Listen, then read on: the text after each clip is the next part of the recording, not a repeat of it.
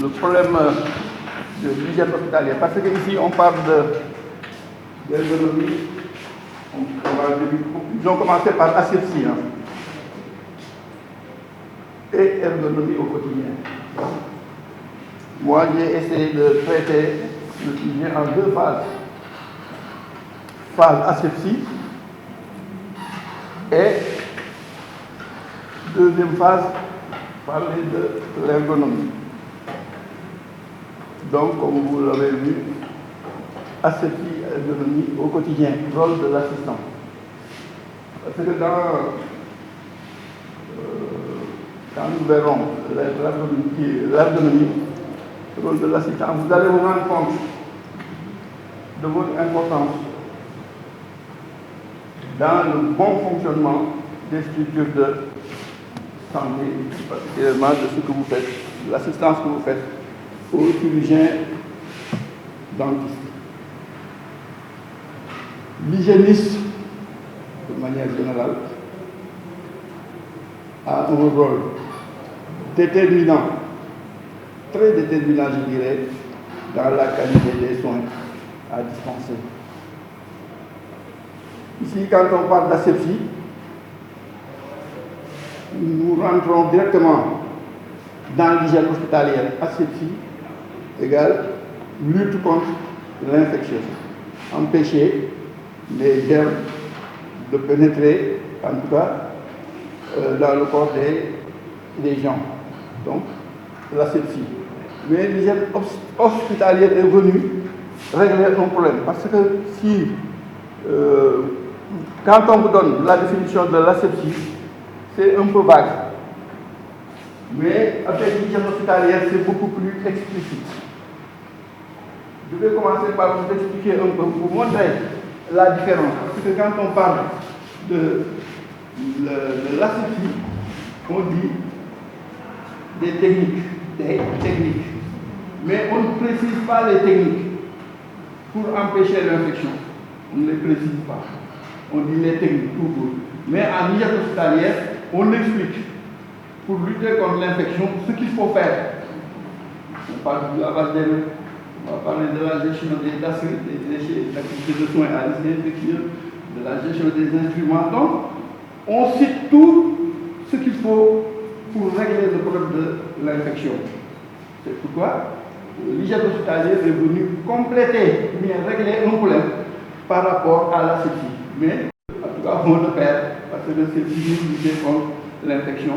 Mais avec l'hygiène hospitalière, on te donne des sciences. Parce qu'au niveau de l'hygiène hospitalière, on parle de science. Vous permettez un peu pour que vous puissiez comprendre mieux. Donc, l'asepsie au quotidien. Là, c'est le premier client, le premier cours. On va parler de l'asepsie, après on va parler de l'ergonomie. Quand nous parlons d'asepsie, nous rentrons directement dans l'hygiène hospitalière, qui nous permet de lutter contre l'infection, de manière générale, de lutter aussi contre l'infection nosocomiale. Vous voyez, nous en santé, nous sommes très en retard par rapport à l'hygiène hospitalière, surtout en Afrique. Nous sommes très en retard. Si vous parlez de l'hygiène hospitalière dans les formations, avec des gens qui sont déjà sur place au niveau des formations sanitaires, bon, ils ne vont pas, en tout cas, tout ce qu'il faut oublier. Soit la définition même de l'infection nosocomiale, de l'hygiène hospitalière aussi. Alors que c'est un fondement, c'est fondamental, l'asepsie. Donc c'est fondamental que les gens qui travaillent au niveau, je ne parle pas des assistants dentaires, mais tout le personnel de santé doit parler hygiène hospitalière parce que c'est là où passe la qualité des soins que les gens reçoivent. Donc en hygiène hospitalière, on dit du professeur en médecine au garçon de salle, bien à la fille de salle, tout le monde doit parler hygiène hospitalière. Pourquoi? Parce qu'un malade dans une formation sanitaire, ce n'est pas le malade du médecin ou bien du professeur, c'est le malade d'une équipe de soins. Quand on parle d'équipe de soins, il y a le professeur, il y a le médecin, il y a l'infirmier, etc., jusqu'au brancardier, ou bien le garçon de salle. Parce que s'il faut amener un malade à la radio ou bien au labo, nous sommes obligés de faire appel à un garçon de salle.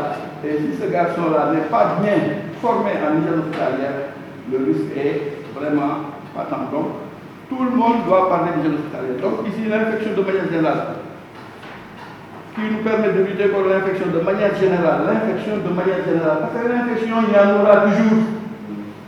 Mais nous sommes outillés en antibiotiques pour les régler. Ce qu'il faut, c'est ne pas arriver à nosocomiale. Nous devons nous battre pour ne pas arriver à l'infection nosocomiale. Je vais vous expliquer après un peu plus loin. Mais l'infection, parce que l'infection communautaire, on l'a. Mais quand les gens arrivent, on a les antibiotiques pour régler. Mais l'infection nosocomiale, c'est autre chose. Et c'est beaucoup plus grave encore que l'infection communautaire. C'est pourquoi nous ne devons jamais arriver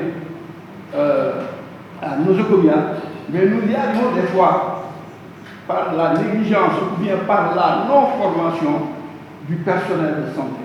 Des fois, c'est le médecin qui cause le problème, ou bien le professeur, ou bien le surveillant de service, ou bien l'infirmier, ou bien ça peut aller jusqu'au garçon de ça. C'est pourquoi c'est une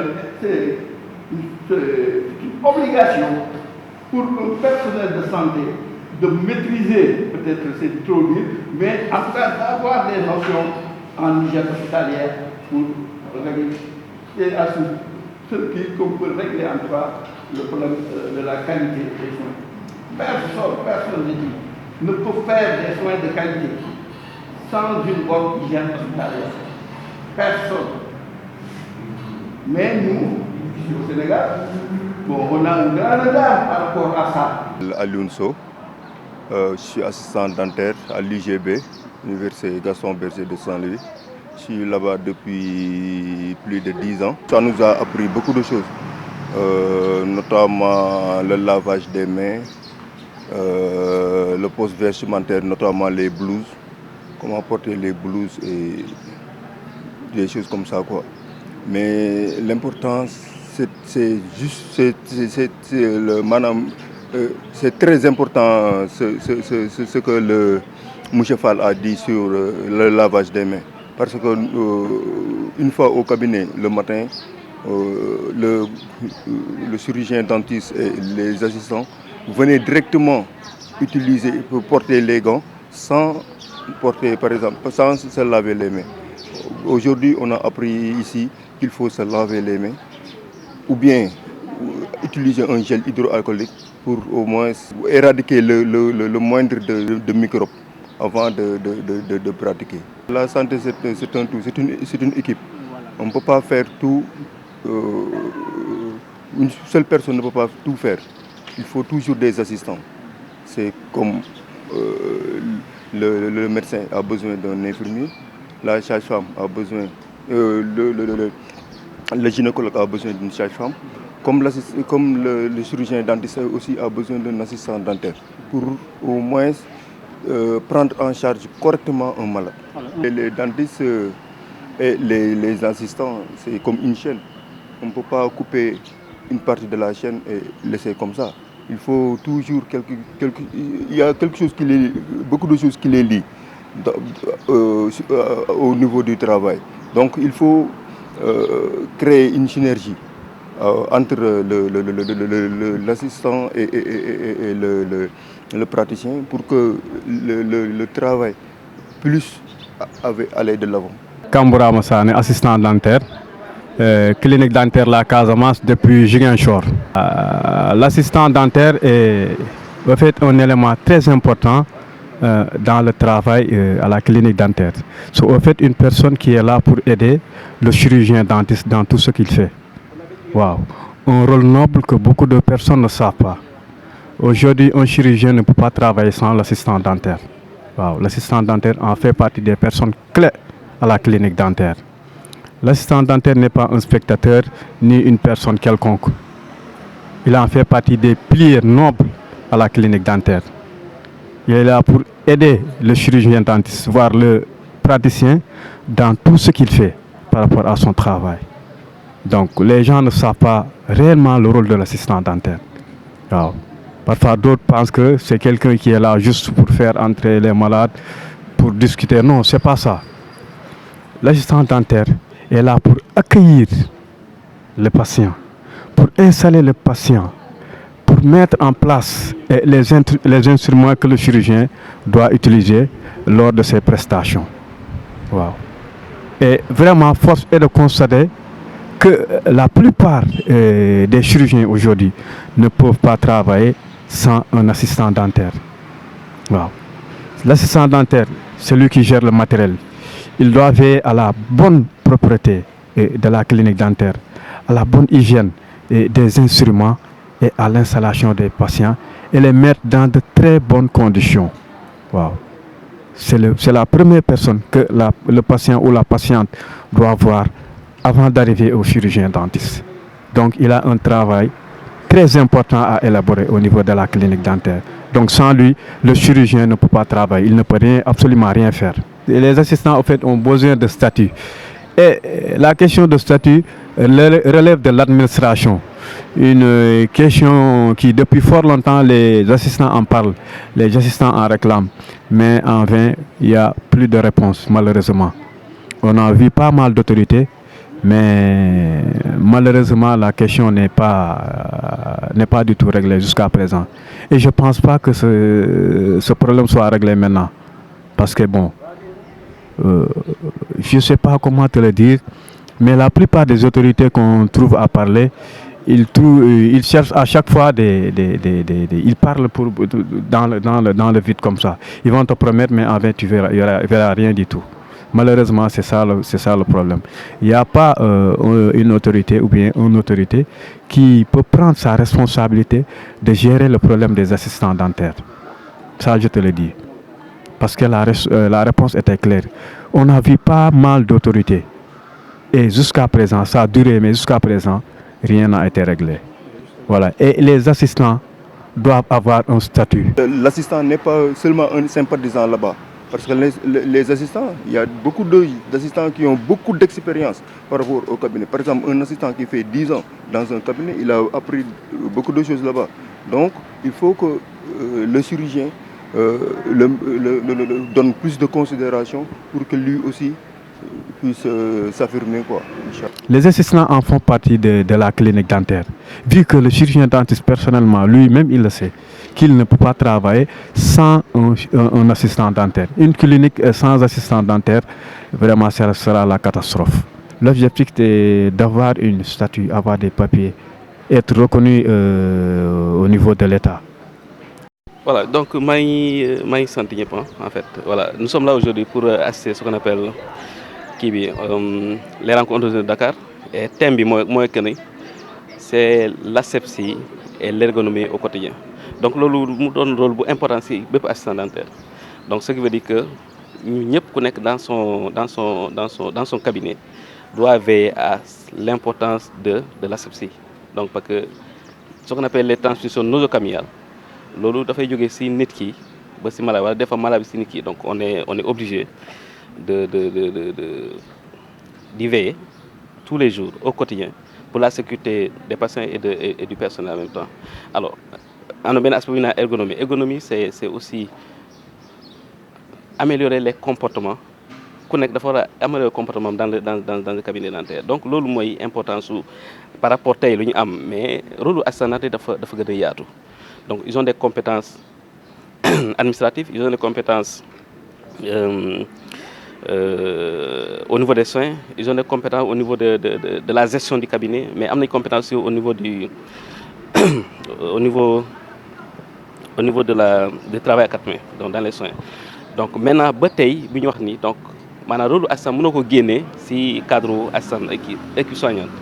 Donc moi il faut que l'État du Sénégal veiller à la reconnaissance de ce corps. Donc, depuis très longtemps, parce que le corps a été créé en 2007 au Sénégal, donc, il y a un statut.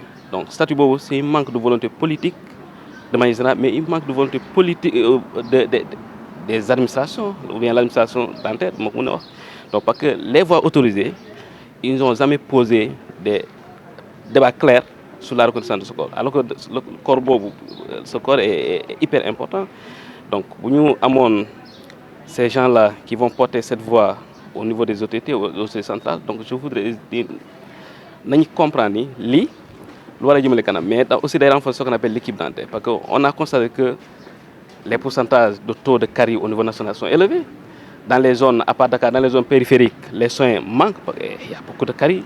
Donc, il y a un élément, donc voilà, des fois c'est compliqué. Donc on interpelle les autorités de la santé sénégalaise, les autorités étatiques de manière générale, qu'il faut que au niveau du Sénégal, qu'il y ait une équipe soignante. Nous définir l'équipe soignante dentaire. Donc nous sommes dans la précarité et dans l'équipe, on n'est pas juridiquement reconnu et l'OLU ça fait défaut. Donc on ne peut pas intégrer les hôpitaux bien la fonction publique dans cette situation. Donc l'OLU interpellation que nous lançons au niveau des autorités. Mais au niveau des accents, il faut performer encore, il faut plus davantage la performance dans les cabinets. Donc on ne peut pas attendre mais on peut attendre que ça soit régularisé, que vous soyez compétent. Donc il faut les formations continuent, il faut y venir, il faut continuer aussi à étudier de manière générale. Donc en fait, voilà en gros ce qu'on pouvait dire de cette journée d'aujourd'hui. Donc les RODAC, on souhaite à tout le monde un beau début du RODAC. Et le plus important, c'est appliquer dans son cabinet. Donc voilà un peu ce qu'on voulait dire à cet endroit.